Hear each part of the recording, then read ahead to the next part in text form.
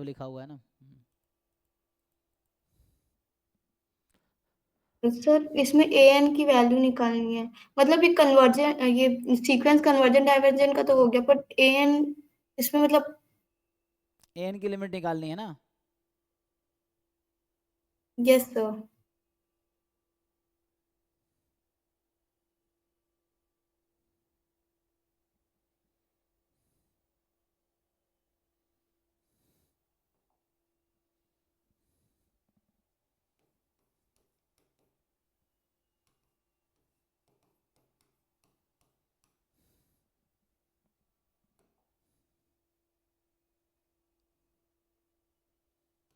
ये है n-2/n है, इस पूरे की पावर 1/n है, और ये क्या है 3/5 है। तो पूछ रहा है कि एन की लिमिट क्या होगी। तो पहले तो मॉड खोलो यहाँ पे, एन की पावर 1/n लेस देन 1 है ना। लेस देन 1 है ये, नहीं ये तो, हाँ लेस देन 1 है ना। Yes sir. तो अगर ऐसा होता है limit n tends to infinity n की पावर 1/n लेस देन 1 है, तो इसे क्या, रेशियो टेस्ट, रूट टेस्ट क्या कहता है। ये कन्वर्जेंट है। क्या कन्वर्जेंट है। ये सीरीज। कौन सी सीरीज, पूरा बताओ ना। ये क्या इंप्लाई करता है रूट टेस्ट से। सर ये पूरा जो है ए एन प्लस, ये पूरा कन्वर्जेंट है यही। नहीं मैं वो पूछ ही नहीं रहा क्वेश्चन में, मैं तो थ्योरम लिख रहा हूँ, मैं रूट टेस्ट लिख रहा हूँ। मैं पूछ रहा हूँ अगर ऐसा अच्छा हो रहा है तो क्या आएगा, वो उससे मतलब नहीं है मुझे, मैं थ्योरम पूछ रहा हूँ कि रूट टेस्ट क्या कहता है कि अगर ऐसा होगा तो क्या होगा। सर, ये कन्वर्जेंट होता है, लेस देन वन पे ग्रेटर देन वन पे डाइवर्जेंट। क्या कन्वर्जेंट होता है, क्या सीक्वेंस एन सीरीज एन क्या। सीक्वेंस ए एन और सीरीज ए एन भी सर, मतलब दोनों ही तो, नहीं तो दिक्कत दोनों है के लिए अभी। अभी मतलब। आप कॉन्फिडेंट नहीं हो क्योंकि आपको ठीक से याद नहीं है, क्योंकि ठीक से याद नहीं, बार बार ना रिवाइज करना पड़ेगा। खोल के तो बताओ, अगर कहीं लिखा हुआ है देख के बताओ मुझे रूट टेस्ट क्या कहता है। इसलिए रिवीजन भी जरूरी है, जब रियलाइज हो कुछ नहीं है तो रिवीजन करो।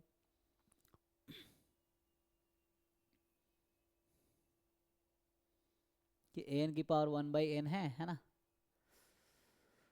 सर रेशियो टेस्ट तो देखो सीक्वेंस के लिए होता है, और एक डी एलम्बर्ट रेशियो टेस्ट है, वो सीक्वेंस के लिए, मतलब मेरे को दोनों में कंफ्यूजन हो ही गया था नहीं कि नहीं, मतलब। दोनों सेम ही है। क्या होता है अलग अलग बताओ, क्या अलग अलग जानते हो आप। सर मतलब मेरे को उसमें बस इंटरप्रिटेशन अलग हो जाता है, और ए n plus one A N होता है, और एक में होता है ए एन डिवाइडेड ए एन प्लस वन, मतलब बस यही चेंज होते हैं। दोनों की पर लिमिट उसमें सेम ही ना। होती है।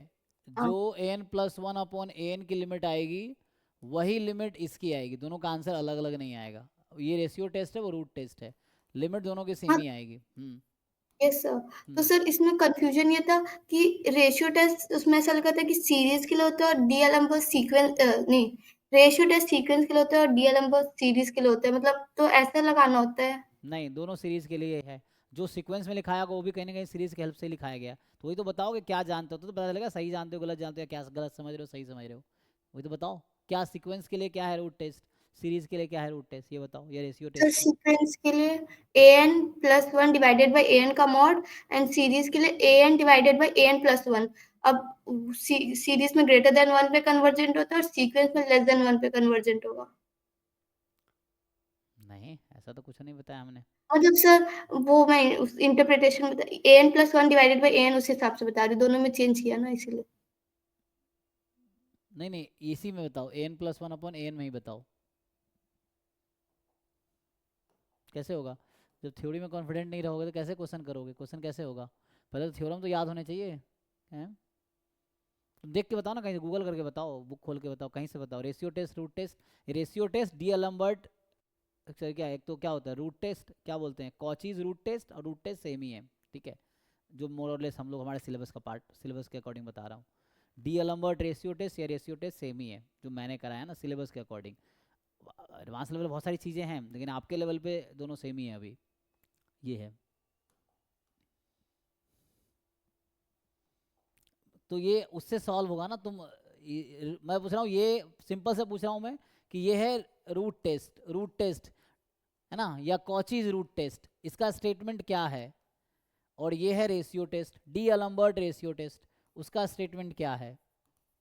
स्टेटमेंट पढ़ के बताओ, जब थ्योरी नहीं आएगा तो क्वेश्चन कैसे हो जाएगा? हवा में क्वेश्चन नहीं होगा। इसलिए थ्योरी जानना जरूरी है, थ्योरी के बाद क्वेश्चन सॉल्व करना आना भी जरूरी है, ताकि हम अप्लाई कर सके थ्योरी।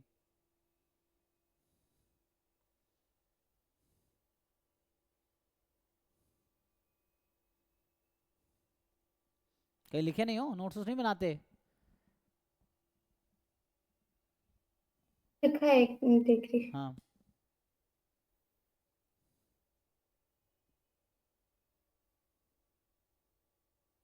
और एक डाउट था, हम्म। टी डिस्ट्रीब्यूशन में मीन अगर n मोर देन 1 है तो एग्जिस्ट करेगा ना, और बाकी के लिए नहीं करता है? नहीं, टी में हाँ, T1 एक्चुअली स्टैंडर्ड कॉची हो गया, तो इसलिए उसका हाँ मीन सर। एग्जिस्ट नहीं कर रहा है। बाकी टी में n मोर देन 1 है तो मीन 0 है। हाँ वही ना। Okay okay. सिर्फ 1 के लिए एग्जिस्ट नहीं करेगा, n बराबर 1 के लिए mean does not exist, because वो कॉची हो जाता है T1 स्टैंडर्ड कॉची, इसलिए नहीं। बाकी केस में 0 है मीन। तो कॉलेज में प्रोफेसर तो बता यहाँ रहे थे कि सबके लिए नहीं करता, इसलिए आपसे नहीं नहीं, कंफर्म बिल्कुल कर नहीं दिया। हो, है ना। बताओ क्या स्टेटमेंट है?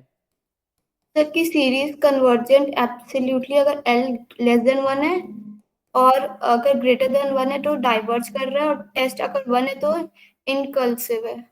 ठीक है, तो अभी आप देखो यहाँ पे इसको मैं लिख देता हूँ मॉड बी एन की पावर 1/n, ऐसा लिख दिया मैंने। इसका नाम मैंने बी एन रख दिया, ठीक है, ये बी एन रख दिया मैंने इस वाले का नाम। तो ये हो गया मॉड बी एन की पावर 1/n, ठीक। और इसका आपको बता रखा है, लिमिट बता रखा है ना आपको, कि लिमिट जो है क्या है। इसका लिमिट आपको दे रखा है, एक्चुअली लिमिट ही होगा, है ना। एक तो क्वेश्चन ऐसे लिख के कुछ गलत लिख देते हैं, इसका लिमिट ही होगा ना, लिमिट यहाँ लगाना पड़ेगा, वरना एन कहाँ चला गया? अगर लिमिट नहीं है, आपने ऐसे ही लिखा हुआ है ना, बिना लिमिट के लिखा हुआ है ना, तो अगर लिमिट नहीं यस है सर। तो एन कहाँ चला गया? इसमें एन क्यों नहीं आया? कहाँ गया एन?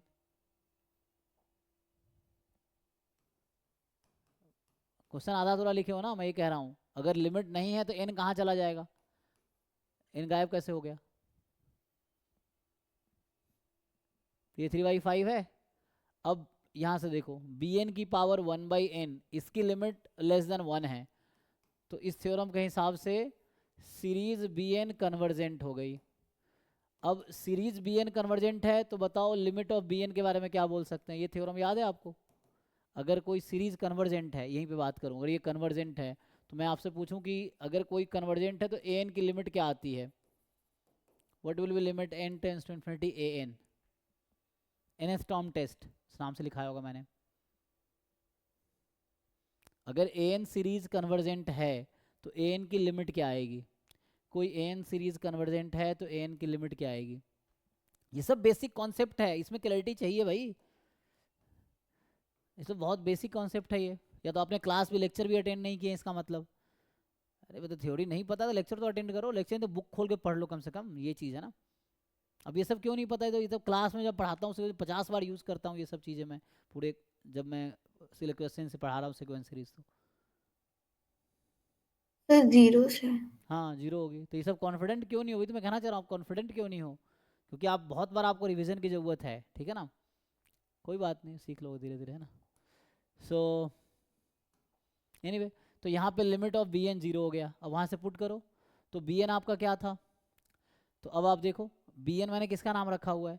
सो मैंने बी एन नाम रखा है आपके क्वेश्चन में, ये तो थ्योरी चल रहा है, ये थ्योरम है ना, ये बस यूज़ कर रहा हूँ। आपके क्वेश्चन में अगर वापस आए तो आपके क्वेश्चन में हो जाएगा limit n tends to infinity, और बी एन की जगह है आपका ए एन प्लस 3 टाइम n-2/n, इसकी पावर n ये है।